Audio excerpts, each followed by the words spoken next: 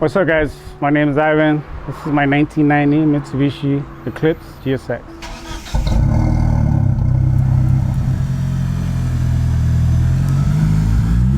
When I first got into these kind of cars, I was like fresh off high school. My uncle had a car.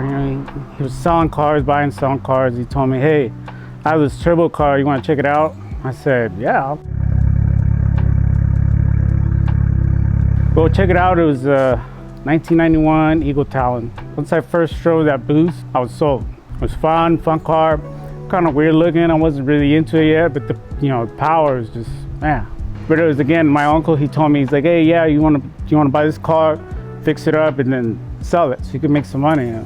Because that's what he did. So he kind of wanted to get me into it. So yeah, I had like that car. I had like a Sentra, a few other little cars, and then I would sell them. But then when this came, I was like, "No, this one's a keeper." I said, "You know what? I'm going to keep this car." Fixed it up a little bit here and there, broke it, and that's when I started figuring out there was a market for these cars. At the time, I was fresh off high school. I didn't really have money, so we had to do all the free mods. You got to look up all the free mods, and then any little thing that can make you get a smile, any little difference you can do with the car. Eventually, you start meeting other people with Mitsubishis, and at one point, that's kind of how the meet started. We would do like a kickback at my house in Paris, and little by little, we started meeting people like, "Hey, got the same car, let's meet up." And that was my thing, just do a kickback, everybody get together and chill, and that ended up being going to meets and meeting other people, and it just eventually started growing. And DSM mostly started like I actually created the Facebook group, and that was just so we can connect with other people, and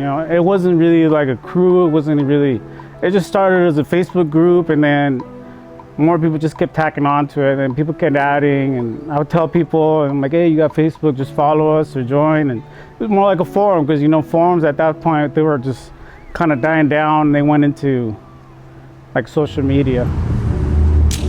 See, at that time, YouTube wasn't really, there was videos, but there wasn't really anything like there is now. Because I was getting into the forums, and forums have been around for a long time. When I noticed that groups are starting to pop up on Facebook, and then these people were just, same thing, but it's faster. Just like, someone comments something, people were on it. I feel like forums are dead. I still go back and find something like a write-up, like, "Hey, you know what? I remember seeing something on it." I'm like, I look it up and I look at the post, 2006, 2008. Luckily, they're still there and they have really good information.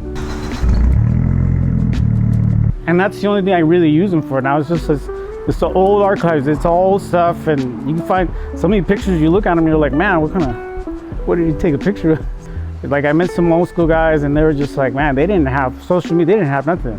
You go to the house, and it's like you try to go bug them, and they get annoyed. But at the end of the day, that's how you found out more. You found out you got more knowledge. I think after that, I got a second gen Eagle Talon. It's a 1998. The nice body style. It was clean. It was very clean. That car was black. All the girls were just all in love with that car, and dudes too. But it was crazy how much attention I would get with that car. But it wasn't the same. I started driving the 1G. I missed the 1G. The cockpit. Like, for me, certain people like certain cars. Just for me, it was just the 1G. I was still in high school, and we were going to street races. And, the Ontario street races, man, those things it was crazy back then. Back then, like 99, 2000, that scene was just insane. There's so many cars, and this is like before Fast and Furious. Like, we used to go racing like all night. It's 5 in the morning, sun's coming out. People were just tired of racing each other. That's because the scene was it was calm. Nobody was doing burnouts. Honestly, the movie really killed the scene. Like a lot of people, because I remember back then, that was my first time when I got Stay Ref, right when the first movie came out. I got a Stay Ref. That's when all that's coming out. They were popping hoods. They're taking cops to get trained on how to give you a ticket. Literally, the first time I got pulled over, the guy had a booklet from scenes of Fast and Furious parts. You're like, okay, yeah, this is illegal. This is illegal. And he changes the pages. That is illegal. So that's how they were trained on getting people. But then after that, like I said, it started getting wild. People were crashing and people were dying, and I get it. They were really cracking down on people, and I think right around then, that's when they started crushing cars. I don't think anybody would want to put money into their cars and then lose it.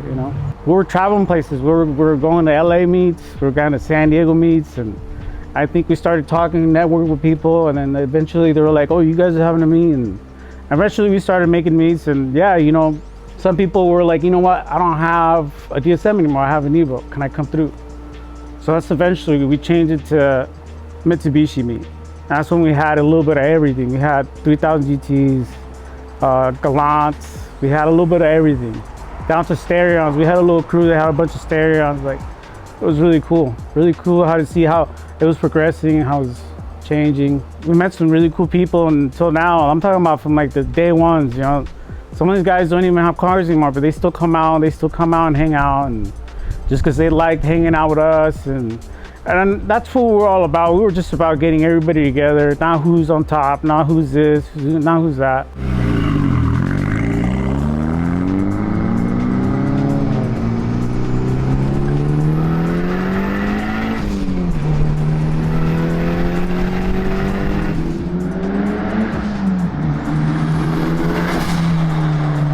When we first started doing meets, we used to have one every Saturday.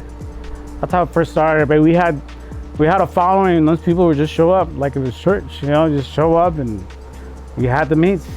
At one point in time, you know, it was really hard on life, and we had to, you know, we couldn't just do that. So we eventually started doing monthly meets.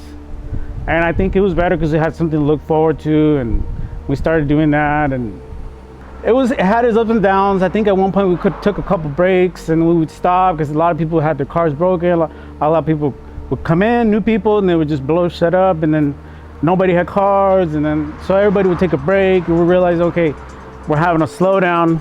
And then right around when COVID hit, like it was really hard to get anybody back. It was really hard. Now I feel like the car scene's kind of coming back. Been networking with a lot more people, and everybody's like, you know what, we should do meets again. We got to do some cruises, we got to do track events and get things going again, and really looking forward to that. So I got this car a long time ago. It was actually going to be my parts car, and just because it was low mileage, it was clean and blown the engine, I was going to fix it up. And then I ended up keeping this car just because, you know what, everything low mileage, everything's well kept. I kind of took a break from cars. Like at one point I had 2 cars sitting for probably 5 years, just sitting there. They were just sitting there, and I wish I would have fixed it, but I just didn't have the motivation. I would see some people and they would try to motivate, like especially my brother, who'd tell me like, hey, come on.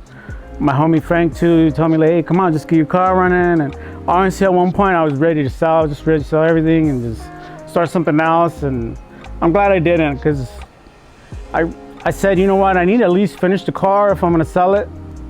And then I'm glad I didn't, because once I got it running, I started driving it, I was just really excited. I was just like, you know what, I'm not selling this car. I believe the 1G specials me just because I know it inside out. Something goes out, I usually know what it is. Like sometimes, you know, like anything, it can be hard to fix, but at the same time, this car, I really use it as a hobby. I started like, you know, I'm gonna work on it, because before it was kind of hard. You work on a car, it was your daily. You know, you didn't want to blow it up, you were just making things work. And now it's not my daily, it's my fun car. It really is just that. So to me, it's special because it's just my fun car. You know, fix little things here and there, and then see the improvements, see the way it handles, and to me, it just makes me really happy. My plans are just to use it, man. I'm gonna track it. Hopefully next year, or if not soon, I want to take it to Ohio. I want to take it to the shootout. I want to do you do the autocross, and then you do drag racing, and they add up your time. Whoever has the least amount of time wins. I think it's called, I don't remember what it's called. Yeah, they had a red 1G. That guy always wins. He's like fast. That's my goal. Is like, I don't care if I don't beat him, but I wanna compete. I wanna be able to do the whole weekend. We have obviously probably issues, but I hope not. You know, the plan is to go there and have fun. So the DSM shootout has been around for a long time. It started in Ohio. You don't see that around here. Like, I wish we had something here. Even if we did start, would be nice if we started something here, but it's never gonna compare just because it's been around for 30 years. The community is so good. Like the Mitsubishi community, everybody gets together. I've seen people break there and people help. Like, you know, sometimes their car breaks, they'll, you know, take some parts off and let the other guy use them just so they can finish the race. And the community there is awesome. Like the show, like The car is obviously the best of the best. Go out there. If you want to go and you want to see, you know, it's a really badass Mitsubishis, you need to go out there. Right now it's on the stock box setup. It's got cams, it's got, you know, everything supporting mods for, you know, right around 500 horsepower. I've done the suspension ups just so I can do some, I like to do some time attack. I want to do some road course. I also want to have fun at the quarter mile. So right now, since you know, the car was sitting for a long time, so just cruising it just to work, cruising with the friends, cruising to some meets.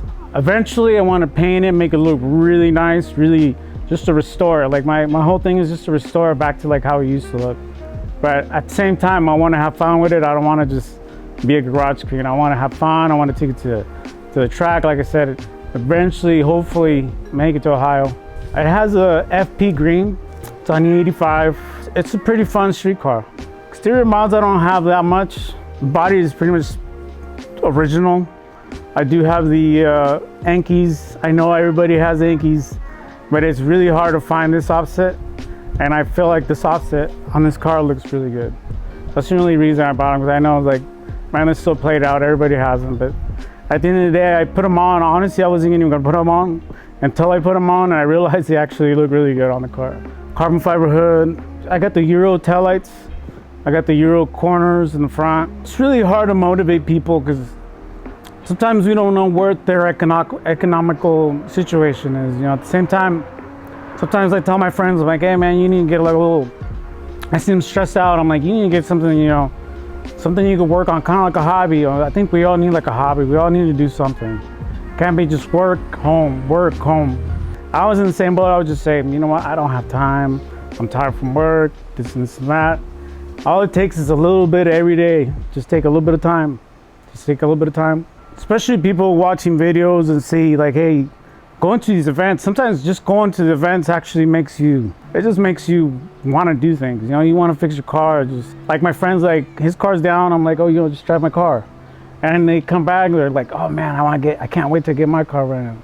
Sometimes you need that. You need, you know, you need a little bit of motivation, but at the end of the day, it's hard. It's hard. It is really hard. But it's all in how much you want to put time into it. If you want to put time into it.